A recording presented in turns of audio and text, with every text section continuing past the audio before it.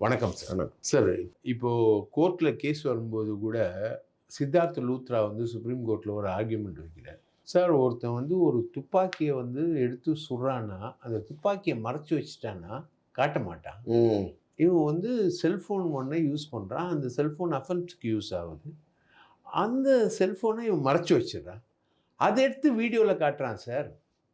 அந்த அடுத்த நாளு. இன்ஸ்பெக்டர கொலைகாரன்னு சொல்றான் சார். அப்படின்னா, இந்த தைரியம், இந்த கேரக்டரைசேஷன் அவனுக்குள்ள எப்படி வருது சார்? இல்ல அதுதான் திமிரு தானா, அது ஆக்சுவலா என்னன்னா, போன தடவ அவன் மாட்டுனது நெறையா எவிடன்ஸ் அவனோட ஃபோனு தான். ம். இவன்லாம் இந்த திருட்டு பயலுக பண்றது எல்லாத்தையும் இவனுக்கு ஒரு பெரிய கெட்ட பழக்கம். அததான் நான் சொல்றது. இந்த பெண்களுடன் எடுத்த புகைப்படங்கள், இவர்கள் சில பேர வற்புறுத்தி நாளைக்கு தேவைகளுக்கு பயன்படுத்தும்போது, அவர்களை வீடியோ எடுக்கக்கூடிய பழக்கம்.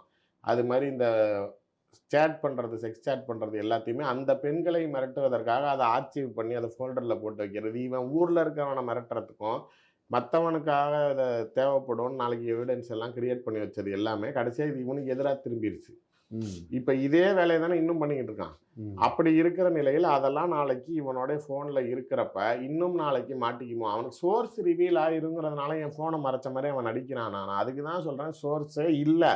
அது டிபார்ட்மெண்ட்டுக்கும் தெரியும். அவனுக்கு யாரும் தகவல் குடுக்குறதில்லன்னு. ஏன்னா, அவன் வீடியோல பேசுறப்பயே என்ன அதிகபட்சம் சொல்ட்டான். டைஸால நாளைக்கு 2 அபார்ட்மெண்ட் வச்சிருக்கிறாரு. 2 பேரும் அதிகாரிங்க. அந்த அம்மா இவரு ஐபிஎஸ், அவங்க ஐஆர்எஸ். 2 வீடு வச்சிருக்காங்க. சரி 6 நாய் வச்சிருக்காங்க. 60 நாய் கூட வச்சுட்டு போட்ட நாயே உனக்கு என்ன பிரச்சனை? இது எல்லாமே யார் சொல்றதுன்னா, அந்த வாராகி. அவன் ம். அங்க தங்கி இருக்கிறான். அதனால எத்தன மணிக்கு வாக்கிங் போறாரு? என்ன கலர் டீ ஷர்ட் போட்டிருந்தாரு? என்ன கலர் பேண்ட் அந்த போட்டிருந்தாரு? ஐஏஎஸ், ஐபிஎஸ் ஆஃபீஸர் குவார்ட்டர்ஸ்ல இருக்கு. ஆமா. அவன் அந்த குவார்ட்டர்ஸ்ல இருக்கிறனால, அத வாராகி சொல்றான். வேற இன்னும் நீங்க அப்படியே டிபார்ட்மென்ட்க்குள்ளார யாரோ ஒருத்தர் அருண நாளைக்கு பிரைவேட் டிடெக்டிவ் வச்சு அருண ஃபாலோ பண்ணி இவருக்கு தகவல் குடுக்குற மாரி பில்டப் குடுக்குறான். வேற என்ன இவன் சமீபத்தில ஏதாவது பெருசா பேசினான்னு நெனைக்கிறீங்க? அது எல்லாத்துக்குமே பச்சையா தெரியும். இவனுக்கு சோர்ஸ் ஃபுல்லா கட் ஆயிடுச்சுன்னு. பட் இன்னும் அந்த எக்ஸ்ட்ராக்ஷன் ஃபேக்டர் எங்க பணம் வந்துச்சு? நீங்க சொல்ற மாரி எங்க வேற யார் பேர்ல பண்ணி வச்சிருக்கான் பணத்த? இல்ல இன்னும் நாளைக்கு இவன் என்ன செய்ய காத்திருக்கான்? இந்த வேற எதுவும் இந்த பெண்கள் விஷயத்துல மறுபடியும் சிக்கியிருக்கிறானா? அப்படிங்கிறத நம்மளே ஏற்கனவே சொன்னோம். அந்த வெளியில வந்து தங்கறதுக்கு இடம் இல்லாம தெரிஞ்சப்ப கூட, இங்க ராஜ் பார்க்ன்னு ஒரு ஹோட்டலு. ஆ. அவன் கவுண்டரு. அவன் எடப்பாடியோட பினாமி. அந்த ஹோட்டல்ல இவனுக்கு பெர்மனன்ட்டா ரூம் குடுத்தப்ப கூட, அந்த ரூமுக்கும் நாளைக்கு 4 பெண்கள் வந்துட்டு இவன் கூட அதாவது இரவு வராங்க. இரவு முழுக்க தங்குறாங்க. காலையில எந்திரிச்சு கிளம்பி போயிர்றாங்க. வேற கல்லூரி வேற பெண்கள். பெண்கள். ம். அத நம்ம அப்பயே பிரேக் பண்ணோம். இது மாரி இவனுக்கு அந்த ஒரு கேரக்டர் வந்து இவனுக்கு இல்லாம இருக்க முடியாதுன்னு இருக்கக்கூடிய நபர், வேற எதுலயும் நாளைக்கு சிக்கிறதுக்கு வாய்ப்புகள் இருக்கும்ல. நான் இன்னொன்னு கேஸ் ரிலேட்டடாவே பேசுவேன்னா, மிரட்டுனா, பணம் குடுன்னா, ஆஃபீஸ்க்கு வான்னா, இதெல்லாம் நாளைக்கு இவனோட ஃபோன்ல ஏதாவது சாட் இருக்கலாம்ல. ம். பணத்தையே பிரேக் பண்ணி எடுக்கிறப்ப, நாளைக்கு அத நெகட்டிவா காட்டுறாங்க. எதுக்கு போய் வீட்ல இருக்கிற காசெல்லாம் எடுக்கணும்? அட லூசுங்களா! அவன் வழிப்பறி பண்ணான், பணம் மிரட்டி வீடியோ எடுக்கணும்னா காசு குடுன்னாங்கிறப்ப, அவன் கம்ப்ளைண்ட் குடுத்தானா சில சீரியல் நம்பர் கூட குடுத்துருக்கலாம். இந்த பேங்க்லேருந்து எடுத்துட்டு வந்தேன். இந்த சீரியல் நம்பர் தான் நான் குடுத்தேன். அது கம்ப்ளைண்ட்டோட மேட்ச் ஆவுது. அவன் ஒண்ணும் இல்ல. கேமரா அவன் போலீஸே தானே வீடியோ எடுத்து வெளில குடுக்குறாங்க. ஃபயர் ஸ்டேஷன்லேருந்து வரான். அவங்க முன்னாடி தான் உடைக்கிறான் ஃப்ரெஷ்ஷா. உள்ள இருக்கிற பணத்த எடுக்குறாங்க. கவர்ல போடுறாங்க. அத வீடியோ எடுத்துக்கிட்டாங்க. கோர்ட் எவிடன்ஸ்க்கு. அத எக்ஸ்போஸ் பண்றாங்கங்கிறப்ப, இதுல ஒண்ணும் தப்பு கிடையாது. இப்ப அவங்க அம்மாவையே, நாளைக்கு என்னைய கூட்டிட்டு போய் புடவை எல்லாம் அவுத்து பார்த்தாங்க. அப்படின்னா, இப்ப என்ன நேத்திக்கு தான் சமைச்சுட்டாங்களா? நாளைக்கு இப்ப ஏர்போர்ட்டுக்கு போறோம். யாரா இருக்கட்டும், என் வீட்ல இருந்தாலும் சரி, யாரா இருந்தாலும் நாளைக்கு போறப்ப, அவன் எதுக்கு ஸ்கிரீன் வச்சிருக்கான்னா, உள்ள தடவுறப்ப ஏதாவது தென்பட்டுச்சுன்னா ட்ரெஸ்ஸ கழட்டுன்றுவான். பாதுகாப்பு கருதிங்கிறப்ப, ஒரு பொருள தேடுறோங்கிறப்ப, பெண் காவலர்கள் தானே உங்கள உடைய அவுத்து பார்த்தாங்க. இதுல என்னப்பா அப்படியே உங்களுக்கு இல்லாத பொல்லாத ஜனநாயகம் கெட்டு போயிருச்சுன்னு அப்படியே குடும்பமே சேர்ந்துக்கிட்டு நாடகம் ஆடுறீங்க. இந்த சுப்ரீம் கோர்ட்ல என் மகன விடுங்க அப்படின்னு சொல்லி இந்த அம்மா நாளைக்கு ஃபைல் பண்ண கேஸ்னால தான் இவன் வெளில வந்தான். அதுக்கப்புறமேல தான் இவன ஹைகோர்ட்ல ஃபைல். இல்லண்ணா சுப்ரீம் கோர்ட்லயே அவங்க தான் போட்டது. அவங்க இப்ப போட்டாங்க. அதுக்கப்புறம். முன்னாடியே அந்த வெளியில வந்தப்பயே அவங்க அம்மா போட்ட பெட்டிஷன் தான் கன்சிடரேஷனுக்கு வந்துச்சு. ம். அப்ப இவங்க வெளியில அதுக்கப்புறத்துல தான் இவன் அவங்க அம்மாவையே முழுமையா கூட வச்சிருக்கான். அதுக்கு முன்னாடி வரைக்கும் இவங்க அம்மா எங்க இருந்தாங்க? இவன் ம். தனியா தான் தங்கியிருந்தான். இவங்க அம்மாவ நாளைக்கு ஊர்ல போட்டுக்கிட்டு கண்டுக்காம தான் வச்சிருந்தான். அதான் மாசம் சும்மா 2000, 3000ன்னு குடுத்துப்புட்டு. நான் தான் சொல்றேன்ல, என்ன நல்லா வச்சுக்கிட்டா போதும். நீ என்ன அயோக்கியத்தனம் பண்ணாலும் பரவாயில்லன்னு அவங்க அம்மாவும் இருக்கிறாங்க. அதே தான் இந்த மாலதியும். நாளைக்கு அங்க வந்துட்டு சாருங்கிறது. வீட்ட உடைச்சுக்கிட்டு, தாப்பால் உடைச்சுக்கிட்டு போனா உள்ள இருக்குது. போலீஸுங்க கேட்டா நாளைக்கு அவங்க என் ஹவுஸ் ஓனரு. அப்படின்னா நான் அதான் அந்த அதுதான் என்னுடைய அடுத்த கேள்வி. இவனும் எச்ஐவி.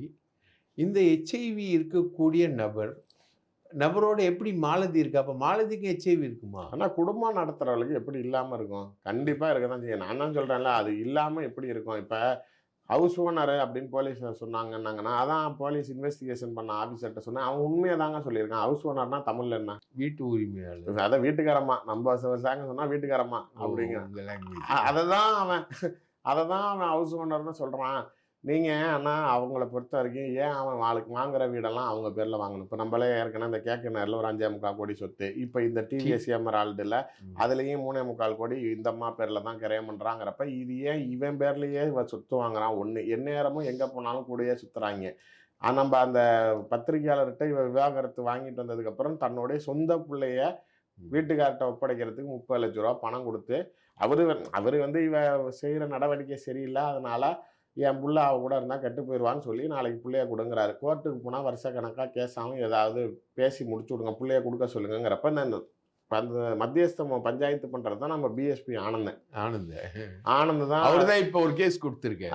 இல்ல ஆக்சுவலா இந்த பஞ்சாயத்துல கொஞ்சம் அது ஏதோ அவங்களுக்குள்ளார முரண்பாடு ஆயிருக்குது. அதுலருந்து நீ என்ன பஞ்சாயத்து பண்றியா? நீ பிரச்சனை பண்றியான்ட்டு இவன் நான் காட்டுறேன் பாரு யாருன்ட்டு உடனே அவர பாத்திர கடை வியாபாரி அது இதுன்னு இறங்கி அடிக்கிறான். ம். அதனால தான் அவங்க கவுண்டர் அடிக்கிறாங்க. இப்ப இவன் என்ன பண்றான், இவங்க பிஎஸ்பி ஆனந்தன் தான் மாலதியையும் கூப்பிட்டு, அவங்க வீட்டுக்காரரையும் கூப்பிட்டு பேசுறப்ப, சரிங்க நான் அவர் விருப்பப்படுறாரு, நான் புள்ளைய குடுத்துறேன். கோர்ட்டுக்கு போனா வருஷ கணக்காகும். ஆனா எனக்கு அதுக்கு ஏதாவது பணம் குடுக்க சொல்லுங்க. அப்படின்னு சொல்லி கொஞ்சம் அங்க இங்க நெகோசியேட் பண்ணி அவன் முதல்ல 1 கோடியில ஆரம்பிச்சிருக்கா. அங்க இருந்து என்கிட்ட அவ்வளோலாம் இல்ல அப்படின்னா, அப்ப புள்ள கிடையாது. பேரம் எப்படி பேசியிருக்காங்க பாருங்க. நான் எங்கேங்க போறது 1 கோடிக்கு? அவரும் ஒரு பத்திரிக்கையாளர் உங்களுக்கு தெரியும் அவர. அப்படி இருக்கிறப்ப அவர் வந்து 1 கோடின்னா என்ன 1 கோடிக்கு நான் எங்க போறேன்னா, அப்ப புள்ள கிடையாது. அப்படி இப்படி நெகோசியேட் பண்ணி கடைசியா ரூ. 30,00,000ல முடிக்கிறாங்க. ரூ. 30,00,000 பணத்த வாங்கிட்டு புள்ளைய வித்துட்டு போனவ, இன்னைக்கு வந்து ஊர்ல இருந்து, "ஐயோ! உங்க அம்மாவ அன்னைக்கு என்னென்ன பண்ணாங்க தெரியுமா? வீடு ஃபுல்லா சாக்கடைய ஊத்தி வச்சுட்டாங்க. ஓனர் இப்படிலாம் பேசினாருன்னா" எவ்வளோ பச்சையா நடிக்கிறாய்ங்க. அந்த மாலதி வந்து முதல் கணவர்கிட்டயும் காசு தான். சவுக்கு கிட்டயும் காசு தான். கரெக்ட்ண்ணா. ஆனா நீங்க முதல் கணவர் குடுத்தப்ப சொத்து குடுத்தாரா? இவ்வளோ வீடு குடுத்தாரா? வியாதி குடுத்தாலும், பணம் குடுத்தாலும் சொத்து தரார்ல. ஆனா அ. முதல் கணவர் நாளைக்கு எனக்கு பெருசா எதுவும் செய்யலல்ல. நீங்க மணி மைண்டட் லேடி தான். ஆனா நாளைக்கு சாப்பாட்டுக்கும், வீட்டுக்கும், உடத்துறதுக்கும் நானே செஞ்சாரு. ம். ஆனா இவரு நாளைக்கு கோடி கோடியால்ல எனக்கு சொத்து வாங்கி தராரு. அவர் தேனியிலயும் நெறைய சொத்து வாங்கியிருக்காரு. ஆமா. தென்னந்தோப்புலாம் இருக்குது. இங்க புதுக்கோட்டை, தஞ்சாவூர் சைடுலாம் நாளைக்கு தோப்பு வாங்கி வச்சிருக்கான். எல்லா ஃபண்ட்ஸுமே எல்லா இடத்துலயும் கொடைக்கானல்லயே இருக்குதே. ம். கொடைக்கானல்லயே ஃபார்ம் ஹவுஸ் மாரி ஒரு வீடு, ஒரு தோட்டத்தோட நாளைக்கு பெரிய லெவல்ல அங்க தான் வாங்கி. போய் போதை காளான்லாம் ஆமா. சாப்பிடுறான். கோதை காலம்ல இந்த ஜலபுல ஜங்கு வேலைகளே அங்க தான். அங்க ம். போனாலே நாளைக்கு வந்து பெரிய ஒரு 2 காரு இனோவால ஃபுல்லா நாளைக்கு எல்லாத்தையும் கூட்டிட்டு அங்க போய் தான் எல்லா வேலையும் பார்க்கறது. அது அப்புறமேலு இந்த ட்ரக் ஹவுஸு, இந்த ம். ட்ரெக்கிங். கண்டெய்னர் ஹவுஸு அது இதுன்னு இவங்களுக்கு என்ஜாய்மென்ட்டுக்கு உண்டானதுனா, இப்ப ஃபுல்லா எலக்ஷன்னால டெய்லி வீடியோ போடணும் அப்படின்னு பிளான் பண்ணி பண்றான். அதுக்கு முன்னாடிலாம் 1 வாரம் வீடியோ போடுவான். திடீர்னு உடனே 4 நாள் எங்கேயாவது கிளம்பி ஓடிருவான். ரெகுலரா இப்பலாம் தமிழ்நாட்டுக்குள்ளார எதுவும் செய்றதில்ல. கேரளால ஒரு செக்ஸ் டாக்டர் இருக்காரு. ம். அவரு கூட போய் கூத்தடிச்சுட்டு, அங்க போய் கம்பெனிய ஓட்டிட்டு திரும்பி இங்க உள்ள வந்துர்றான். அந்த மூணாறு. ஆமா. சார் இன்னொன்னு ஃபெலிக்ஸ் ஜெரால்டுன்னு இப்போ தாவேக்கால போய் சேர்ந்திருக்கான் இல்லையா? அவன் சொந்த பொண்ணையே உட்கார வச்சுக்கிட்டு, அவன் மேல வராத அலிகேஷன்ஸே கிடையாது. அவரு இப்போ எனக்கும் சவுக்குக்கும் நிறைய கருத்து வேறுபாடுகள் இருக்கு. அவரு வந்து ஜான் ஆரோக்கியம் உள்ள போவார்ன்னு சொன்னாங்க. அதெல்லாம் நடந்ததா? சிபிஐ வந்து விஜய வந்து திகார் ஜெயில்ல அடைப்பாங்கன்னு சொன்னாங்க. நடந்ததா? அவர் நெறைய பொய் சொல்றாரு. அந்த மாரி ஒரு கான்ட்ரடிக்டரியா பேசுறானே. இவனுக்கும் அவனுக்குமான அந்த உறவுகள் நீங்க நெறைய சொல்லியிருக்கீங்க. அதுலேருந்து நீ கொஞ்சம் ரீகால் பண்ணி இவனுங்க 2 பேரும் உண்மையிலேயே யாரு? அப்படின்னு கொஞ்சம் நான் சொல்லுங்களேன். நான் முன்ன சொன்னதுதான். வேட்டையாடு விளையாடு படத்துல வர மாரி, மாதந்தோறும் 4 மில்லியன் பார்வையாளர்களை சென்றடையும் நமது நியூஸ் டைம் டிஎன் சேனலில் உங்களது விளம்பரங்கள் இடம்பெற வேண்டுமா? உடனே தொடர்பு கொள்ளுங்கள் 7603836167. உங்களுடைய பிசினஸை அடுத்த கட்டத்திற்கு கொண்டு செல்ல எங்களுடன் இணையுங்கள். அதுல வர அந்த இளமாறன் அந்த ம். கதாபாத்திரம்னா இவங்க 2 பேருமே ஆக்சுவலி லிட்டரலா சொல்லணும்னா இவங்க 2 பேருமே அந்த ஹோமோசெக்சுவல் ஃபேக்டர் மாரி இவன விட்டுட்டு அவன் இருக்க மாட்டான். அவன விட்டுட்டு இவன் இருக்க மாட்டான். 2 உடம்புல இருந்தாலும் ஒரு உயிர் தான் இவங்க. ம். அவங்கக்குள்ளார அந்த ஆனா இப்ப வெளியில ஒரு உடம்பு ஒரு உயிர் வந்து தாவேக்காக்கு இல்ல, போயிடுச்சு. இல்ல. அது ஏமாத்துறாய்ங்க. ஊர்ல இருக்கிறவன நம்மள மத்தவங்க மாரி நெனச்சுக்கிட்டாய்ங்க விபூதி அடிக்கிறதுக்கு. அதெல்லாம் இல்ல. இப்ப என்ன அப்டின்னா, சவுக்கு சங்கருக்கு உண்டான கடுமையான சட்டங்கள், கைதுகள் வர ஆரம்பிக்கிறப்ப, நாளைக்கு ஃபெலிக்ஸ்குள்ளார ஒரு பயம் வருது. இந்த மகளையே எப்போ வெளியில் எக்ஸ்போஸ் பண்ணுறான் ஷோக்குள்ளார அப்படின்னா, நாளைக்கு ஃபெலிக்ஸ் குடும்பத்தில் சார்ந்த 2 பெண்கள், அதாவது இந்த அண்ணன் மக, இவங்களோட மனைவியோட தங்கை இப்படின்லாம் இவங்க 2 பேரும் அவர்களை மிரட்டி பயன்படுத்தினாங்கன்னு நம்ம குற்றச்சாட்டு வச்சோம். அந்த குடும்பத்தில் இருக்கிற பெண்களை பற்றி பேசினப்ப நியாயமாக நீ ஒன்று என் மேலே கேஸ் போட்டிருக்கணும். இல்லை அப்படின்னா நாளைக்கு நீ என்னை பற்றி எதாவது பேசியிருக்கணும். அந்த சிம்பத்தி ஃபேக்டரை பிரேக் பண்ணுறதுக்கு என்ன பண்ணுறான், அவன் பொண்ணையே கூட்டிகிட்டு வந்து உட்கார வச்சு அந்த பொண்ணு வந்து ஐயோ எங்கள் அப்பாவை போய் இப்படிலாம் சொல்லுவீங்களா, இங்கே பாருங்கள் நானும் ஒரு பெண் தான், எங்கள் அப்பா அப்படி எல்லாமா இருக்கிறாரு, இப்போ நானும் பெண்ணாக இருக்கேன் அதனால என் மேலே கை வச்சு தராங்கிற மாதிரி இவங்க ரொம்ப அந்த ஒரு மேட்டருக்கு தான் இந்த பொண்ணு ஷோக்கே வருது. வர ஆரம்பிக்கிறப்ப அப்படியே அந்த ஷோ பிக்கப் ஆகுது. இவங்களை வச்சுக்கிட்டே இவங்க ஒரு டியூன் பண்ணுறாங்க. அதாவது இப்போ எப்படி சீமான் மேலே விஜயலட்சுமி வழக்கு வரப்பெல்லாம் ப்ரெஸ் மீட்டில் பின்னாடி பொம்பளைங்களையா கூட்டிகிட்டு வந்து நிப்பாட்டிக்குவார். பாரு இப்போ என் கூட இத்தனை பொம்பளைங்க இருக்கு, நான் ஏதாவது கை வச்சேனா, அவன் நான் கை வச்சேங்கிறா அப்படி காட்டுற மாதிரி இவர் உடனே இவர் குடும்பத்தில் இருக்க பெண்களை கை வைக்கிறாருன்னு சொந்த மகளை கூட்டிகிட்டு வந்து உட்காராச்சு. எவ்வளோ பெரிய அப்பன் எவ்வளோ கேடு கட்டவனா இருந்தாலும் என்ன காவலித்தனம் பண்ணாலும் பெத்த பிள்ளைங்களுக்கு தெரியுமா? எந்த பிள்ளைக்கு தெரியும், எந்த பிள்ளை இல்லைன்னா ஆமா எங்கள் அப்பன் அப்படி தாங்க சொல்லுவான். அப்பாவை பொறுத்த வரைக்கும் பொம்பளை பிள்ளைங்களுக்கு ஆமா நான் அதை தான் சொன்னேன். நீ உன் பொண்டாட்டியை கூட்டு வந்து உட்கார என்ன அந்தம்மா ஒத்துக்காது. அதுக்கு தெரியும் இவங்க அடிக்கிற இல்ல அந்தம்மா மேலேயும் நிறைய அலிகேஷன்ஸ் முன்னாடி வந்து. ஆமா அப்புறம் எல்லாம் செய்யறதெல்லாம் புருஷன் இவ்வளவு செய்யறதையும் கையை கட்டிட்டு வேடிக்கை பார்த்துட்டு திரும்பி நாளைக்கு புருஷன் ஜெயிலுக்கு போனா நீ கண்ணீர் விட்டுக்கிட்டு பத்திரிகையாளர் சந்திச்சா அப்ப நீயும் அதே மாதிரியான பொம்பளைங்கிறது தானே பிராண்டிங் ஆகும். நீ உன் புருஷன் நல்லவருன்னு நீ உட்காந்து நாளைக்கு உன் சேனல்ல சொன்னா சொல்ல மாட்டாங்க. இப்ப ஏற்கனவே முன்னாடி வந்து விஜய்க்கு சாதகமா கரூர் சம்பவத்துல பேசினப்ப கைது நடந்தப்ப விஜய் கட்சி பெருசா நின்றுச்சுங்கிறத விட கவர்மெண்ட் அதை அதுக்கப்புறம் விகரஸா கொண்டுட்டு போக விரும்பல. ஏன்னா அந்த விஷயத்த நாளைக்கு நம்ம ஏதோ சீரியஸா எடுக்கிறப்ப அது அவங்களுக்கு வேற மாதிரி சிம்பத்தி ஃபேக்டர் கிரியேட் ஆகுதுங்கிறனால தான் விட்டாங்க. இவங்க நினைச்சுக்கிறாங்க அப்ப நம்மளுக்கு விஜய் தான் சப்போர்ட் பண்ணாரு, அவங்க லீகல் டீம் வந்து நின்னதுனால நம்மளை வந்து கவர்மெண்ட் விட்டுருச்சுன்னு. இப்ப சவுக்கு சங்கருக்கு தொடர்ச்சியான பிரச்சனைகள் வரப்ப ஃபெலிக்ஸ்குள்ளார ஒரு பயம் வருது. நம்ம ஏதாவது ஒரு சப்போர்ட் ஃபேக்டர்ல இருந்தாதான் சரி வரும் அப்படிங்கிறப்ப டீல் பேசுறாங்க.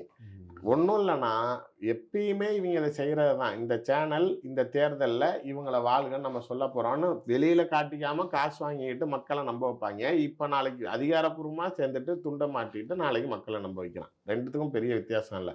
இவன் இந்த கட்சியில் சேர்ந்ததுக்கப்புறம் ஒரு பக்கத்து சவுக்கு சங்கர் அவன் சேனலில் விஜயை திட்டுறான். தமிழ்நாடு அரசு சவுக்கு சங்கரை அடக்குமுறைக்கு ஆளாக்கினால் ஜனநாயகத்துக்கு எதிராக இருக்குது, புறவழியை நசுக்குது. அதே நாளைக்கு பிஜேபி விஜய் அடிச்சா அப்படிதான் அடிக்கும், அதுதான் அரசியல், அடி விழுவுதா வரியா வந்துடும் வேற வழி இல்லையே அப்படிங்கிறான். எப்படி உனக்குன்னா அடிச்சா ரத்தம், விஜயை பிஜேபி அடிச்சா அது தக்காளி சட்னி. இதே மாதிரி விஜயை போட்டு டெய்லி நொறுக்குறான். ஆனா ஃபெலிக்ஸ் இங்க விஜய்க்கு கொடி பிடிக்கிறாரு. கடைசியா இவங்க 2 பேரும் எப்படி சேர்றாங்க பாருங்க. இவன் கூட்டிட்டு வந்து இவன் சேனல்ல ஃபெலிக்ஸ் சேனல்ல சவுக்க உட்கார வச்சு உங்களுக்கு என்ன கொடுமைகள் நடந்தது, எதுக்காக இப்படி காவல்துறை உங்களை கட்டாயப்படுத்துறா, எப்படி நீ அங்கே உட்காந்துட்டு உன் தலைவனை திட்டுவ, நீ அந்த கட்சிக்குள்ளார பதவியில் இருந்துட்டு உன் சேனல்லே கூப்பிட்டு வந்து நீ இப்போ கட்சியில் சேர்ந்த அன்னைக்கு தான் இது இனிமேட்டு இந்த கட்சி சேனல் நடுநிலையாக இயங்கணும். நான் உருவாக்குன சேனல் வந்து அது வந்து நடுநிலையாக தான் இயங்கணுமா. அவரு அந்த கட்சிக்கு போனாலும் இந்த கட்சி அந்த சேனலுக்காக வேலை பார்க்கக்கூடாதான். அதனால தான் அவங்க பொண்ணை கொண்டாந்து ஊரில் எல்லாரும் சொல்லிட்டாங்களா அவங்க பொண்ணு தான் பெஸ்ட்டு, அவங்க கையில் கொடுத்துருங்கன்ட்டாங்களாம். அதனால நான் இதை உங்ககிட்ட ஒப்படைக்கிறேம்மா அப்படின்னு சொன்னவர் மறுபடியும் அந்த சேனலில் உட்காந்துக்கிட்டு அதுவும் உன் தலைவனை திட்டவனை கூப்பிட்டு வந்து உட்கார வச்சு பேசினேன் அப்படிங்கிற விமர்சனங்கள் எழப்போக தன்னை நாளைக்கு வெளியில் பில்டப் பண்ணிக்கிறதுக்காக உடனே நாளைக்கு சவுக்கு செய்கிறது எனக்கு எதுவும் பிடிக்கல அப்படின்னு சொல்லிட்டு நைட்டு போய் சேர்ந்துக்குவாங்க. ஃபோன் பண்ணி கூட சொல்லியிருப்பான், நாளைக்கு நான் ஏதாவது இந்த மாதிரி பேசுகிறேன், நாளைக்கு கோச்சா எலெக்ஷன்னா அது ஒன்றே ஒன்று 2 பக்கத்து 2 பேர் போனி பண்ணுறான். இவன் முதல்ல சவுக்கு சங்கர் விஜய் வாழ்க விஜய் வாழ்க விஜய் வாழ்கன்னதெல்லாம் என்னை அவர் கூப்பிடுவாருன்னு நினச்சி பண்ணான். அந்த ஆள் எந்த சூழ்நிலையும் இவனை மதிக்கல. இப்போ ஒருத்தனை சேர்த்துக்கிட்டான், அது எனக்கு போதும். நம்ம ஆளில் ஒருத்தன் உள்ள இருந்தால் மங்காத்தா தான், நீ உள்ள நான் வெளியே, நான் அதிமுக நீ தாவேகா, நீ அங்கிட்டு போனி பண்ணிக்க, அதை விட்டா நான் இங்கே எடப்பாடி கிட்ட போனி பண்ணிக்கிறேன். 2 பேரும் ஏதோ ஒன்று, அவங்க 2 பேரும் குடிக்கிட்டாலும் பரவாயில்ல, நம்ம நல்லா இருக்கணும் அப்படிங்கிற ஒரு கண்ணோட்டத்தில் மக்களை நம்ப வைக்கிறதுக்காக இந்த மாதிரி ட்ரிப்ட் ஸ்டேட்மெண்ட்லாம் வைக்கிறாங்க. இதில் வந்து பார்த்தீங்கன்னா சுப்ரீம் கோர்ட்டுக்கு போகிறது நீ ஏன்னா அடிக்கடி சுப்ரீம் கோர்ட்டுக்கு வரேன்னு சுப்ரீம் கோர்ட் ஜட்ஜஸே கேட்குறாங்க. பொசுக்குன்னு சுப்ரீம் கோர்ட்டுக்கு வர நீ அப்படின்னு கேட்குறாங்க. அதுக்கு வந்து பாலாஜி ஸ்ரீனிவாசன் ஒரு லாயர் அங்கே, அவர் வந்து நம்ம வேலுமணியோடிக்கு ரொம்ப நெருக்கமான லாயர், அதுக்கு அங்கே இங்கே ஹைகோர்ட்டில் இந்த மாதிரி இவன் வந்து ஒரு இப்போ சுப்ரீம் கோர்ட்னா ஒரு 50 லட்ச ரூபா செலவாகும்ல, சாதாரணமாக ஒரு சாதாரணமாக ஒரு வக்கீல் ஒரு 10 லட்ச ரூபா மினிமம் ஃபீஸ். நான் ஒரு இயரிங்க்கு போனாலே 10 லட்ச ரூபா ஆகும். இவன் எத்தனை கேஸ் போட்டிருக்கான் சுப்ரீம் கோர்ட்டில், அதுவே கோடிக்கணக்கில் போகும். ஹைகோர்ட்டில் கேசஸ், அது இல்லாமல் லோவர் கோர்ட்டில் இருக்கக்கூடிய கேசஸ், இதுக்கெல்லாமே வந்து பல கோடி ரூபாய் செலவு வந்து எடப்பாடி வேலுமணி, குறிப்பாக வேலுமணி தான் பண்ணுறாங்க. இதெல்லாம் இந்த கெஸ்டர்லாம் இனி எவ்வளோ நாளைக்கு ஓடும்? இவனுடைய இப்போ நீங்கள் வந்து அவனை தொடர்ந்து விமர்சிக்கிறீங்க, நாங்களும் விமர்சிக்கிறோம். இப்போது நம்மளோட இந்த விமர்சனம்லாம் இந்த பொதுமக்கள் காதில் ஏறாதா? இது இன்னும் உங்களுடைய எபிசோடு இன்னும் எவ்வளோ நாளைக்கு இதே மாதிரி போகும்? ஃபெலிக்ஸ் இப்போ ஒரு நாடகம் நடிக்கிறார், அப்புறம் ஒரு நாடகம் நடிக்கிறார், பிள்ளைய வச்சு ஒரு நாடகம் நடிக்கிறார், பொண்டாட்டியை வச்சு ஒரு நாடகம் நடிக்கிறார். இதுக்கெல்லாம் ஒரு எண்டே இல்லையா சார்? நான் உச்சநீதிமன்றத்துக்கு ஏன் நீங்கள் போகிறாங்க அப்படின்னா, இங்கேனா கம்ப்ளீட்டாக இப்போ போலீஸ் ஆஃபீஸர்ஸே சொல்கிறேனே, ஹைகோர்ட்லனா நாளைக்கு வேலையை விட்டுட்டு கூட காலைலேருந்து சாயங்காலம் வரைக்கும் நின்று ஃபைட் பண்ணுவாங்க. இங்கே இருக்கிற வேலைகளை விட்டுட்டு இந்த ஒரு கேஸுக்காக அதிகாரிகள் டெல்லிக்கு போக முடியுமா அப்படின்னா, அது அதிகமான அரசாங்க தரப்பில் அந்த அழுத்தங்கள் உச்சநீதிமன்றத்தில் பெருசாக கொடுக்க மாட்டாங்க. இது ஒன்று தான் ரீசன். இன்னொன்று, உச்சநீதிமன்றத்தில் நீங்கள் ஒரு வேளை டபுள் மர்டரே பண்ணிவிட்டு, இல்லை நாளைக்கு ஒரு 10 பொம்பளைங்களை கற்பழிச்சிட்டு கூட நீங்கள் போனீங்க அப்படின்னா உங்களை விட்டுருவோம். அதை நம்ம தப்பாக சொல்லலாம். அவங்க சட்டத்தின்படி அதுதான் இறுதி கட்டமான ஒரு நிலை. உங்களை ஒரு ஹியூமனிட்டி ஃபேக்டரில் பார்க்குறப்ப உங்கள் நலனை கருத்தில் கொண்டு தவறைக்கு உண்டான தண்டனை கொடுப்பானே தவிர, ஆனால் பெயிலுங்கிறது அங்கே பாசிபிள். அங்கே ஒரு நாளும் உச்சநீதிமன்றத்தில் எவ்வளோ பெரிய கேஸுக்கும் பெயில் டிஸ்மிஸ் ஆகாது. அதனால எங்கே போனாலும் அங்கே நாம் வாங்கிடலாம் அப்படிங்கிற திமிரு. நீங்கள் சொல்கிற மாதிரி எஸ்பி வேலுமணி தான் உண்மையிலேயே இவனுக்கு கல்லா கட்டுற ஆள். அது நடுவுலையே நீங்கள் எப்போ பிஜேபி வந்து எடப்பாடியை கொஞ்சம் ஒதுக்கிட்டு எஸ்பி வேலுமணியை கையில் எடுக்கலாம்னு நினச்சப்பயே இவனோட பேச்சே வந்து எஸ்பி வேலுமணி தான் நிழல் முதலமைச்சர். அவர்னால தான் 4 வருஷம் ஆட்சி நடந்துச்சு. கோயம்புத்தூரில் 10 சட்டமன்ற தொகுதியும் ஜெயிச்சு கொடுத்தாரு. இப்பயும் நாளைக்கு அவர்லாம் நாளைக்கு அதிமுக தலைமை தாங்கன்னா திமுகலாம் நாளைக்கு ஒன்றும் செய்ய முடியாது அப்படின்னு அவரை தூக்கி பிடிக்கிறதுக்கு காரணம், யார் காசு கொடுக்குறாங்களோ அவர்கள் வாழ்க அப்படிங்கிற நிலையில் இருக்கிறான். மக்கள், தமிழ்நாட்டு மக்களை பொறுத்த வரைக்கும் நானே உண்மையிலே இந்த விஷயங்கள்லாம் எக்ஸ்போஸ் பண்ணப்போ நாளைக்கு திரும்பி இவனை பார்க்குறாங்கங்கிறப்ப எனக்கே எரிச்ச வந்துச்சு. பட் கொஞ்ச நாட்கள் கழித்து நான் பல பேர்கிட்ட பேசினதுக்கு அப்புறமேலும், எனக்கு நான் சில விஷயங்கள் உணர்ந்ததுக்கு அப்புறமேலும் அவனை நாளைக்கு பொழுதுபோக்கக்கூடிய ஒரு நபராக தான் மக்கள் பார்க்குறான். தமிழ்நாட்டு மக்கள் ஒன்றும் அவ்வளோ முட்டாள்கள் கிடையாது. அவனுக்கு பார்வையாளர்களை வச்சுக்கிட்டு அவன் சொல்கிறத நம்புறான்னு நம்ம நினைக்க வேணாம். கண்டிப்பாக இந்த ஆட்டம் 2024 பேசினதுக்கப்புறம் நடுவில் ஒரு வருஷம் காணா போயிட்டான். அடித்த அடியில் அப்புறம் நாளைக்கு முதலமைச்சர் நல்லவர், உதயநிதி நல்லவர்னு வீடியோ போட்டான். இதுவும் இப்போ இந்த 3 மாதம் தான் ஓடும். எலெக்ஷன் முடிஞ்சிச்சுன்னா இவன் சோழி முடிஞ்சிச்சு. அதே மாதிரி எடப்பாடிக்கு நாளைக்கு அடுத்தது தோல்வினா எடப்பாடியை பிஜேபி க்ளோஸ் பண்ணிடும். இவங்களோடைய கத்தம் அவ்வளோதான், கதைகள் அதோட முடியும். மக்கள் பார்க்குறானே தவிர ஆனால் சவுக்கு சங்கர் பேசுகிறதுனால மக்கள் மத்தியில் அது பேசும் பொருளாகுதா? இதனால் நாளைக்கு வாக்குகள் மாறுமா? மக்களுடைய மனநிலை மாறுமானா சத்தியமாக கிடையாது. அவனை வச்சு என்டர்டெய்னராக தான் யூஸ் பண்ணுறாங்களே தவிர அவனை வந்து பெரிய புரட்சியாளராக மக்கள் பார்க்கலங்கிறது தான் உண்மை. இவ்வளோ நேரம் உங்களுடைய நேரத்தை, பொன்னான நேரத்தை செலவழித்து நாங்கள் கேட்ட கேள்விகளுக்கெல்லாம் அழகாக பதில் சொல்லி ஒரு நீண்ட உரையை நிகழ்த்திய திருச்சி சூர்யா சிவா அவர்களுக்கு நியூஸ் டைம் டிஎன் சார்பில் நன்றியை தெரிவிக்கிறேன்.